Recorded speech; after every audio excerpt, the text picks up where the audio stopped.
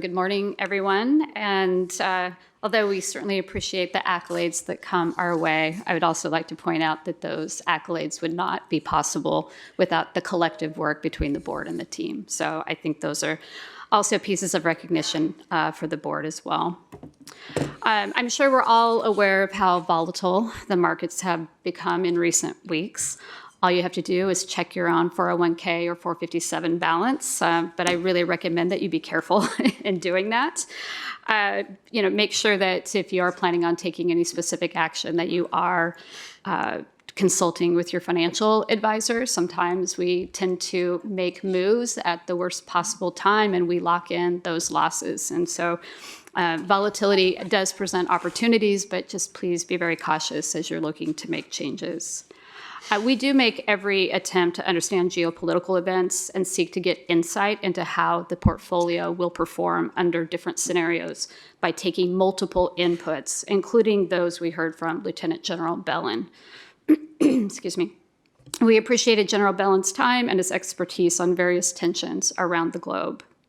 Yet while it's important for us to understand what's happening in the world and its potential impact, we are long-term investors. Asset diversification allows us to take advantage of opportunities, which you hear Stephen speak about frequently, while also spreading those risks across the entire fund.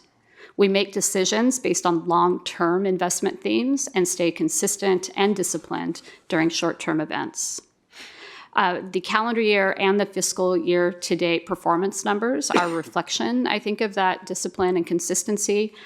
Both are beyond the 6.8% return assumption at 15.4 and 7.7. Yesterday morning, you heard from Drew Hambley and the team. They shared the results of our engagement program. The program takes into consideration the areas we believe are the highest risk that corporations or companies face. These risks range from say on pay, where you saw that we voted against 42% of those proposals, human capital, labor principles, and emerging frameworks around artificial intelligence. As one of the largest institutional investors in the world, we use our proxy role at thousands of votes across the companies that we own. We do still and remain in our belief that engagement is the best long-term approach to protect the assets that pay our members' benefits, while also using a key strength, our voice and our influence. Moving on to a survey.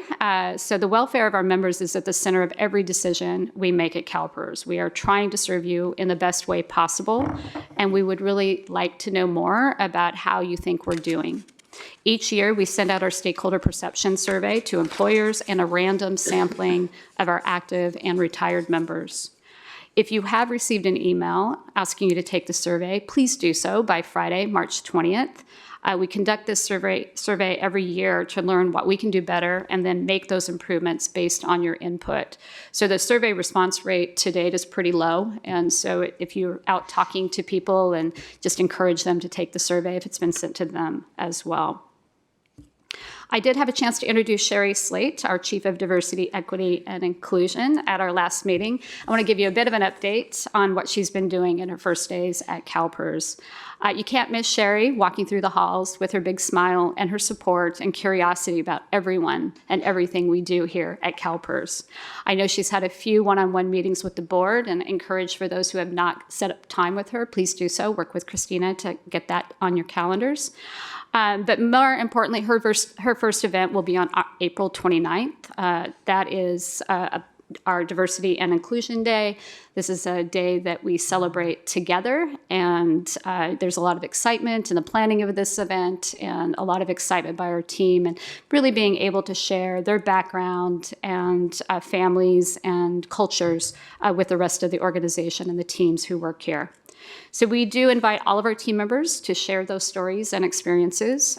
Learning about each other in this way is part of what makes CalPERS a really great place to work and a place where people want to grow their careers. I also can have Christina send you a calendar notice if any of you would like to attend that day and join us. I also want to mention that registration is now open for the CalPERS Pathways for Women's Conference. That will be held once again in Anaheim on August 17th and 18th.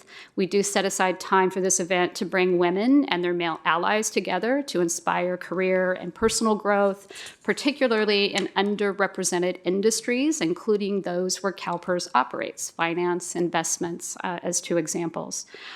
We'd like to hear from women leading in these industries today. We'd like people to be able to step away from their day-to-day responsibilities and take the time to think about their goals and pick up tips on how to get there. For all those reasons and many more, hosting this event is important and models the value that women bring to leadership, as well as being inspiration to the next generations to set their sights high as well. Our pathways are different, and this platform highlights that differences are strengths.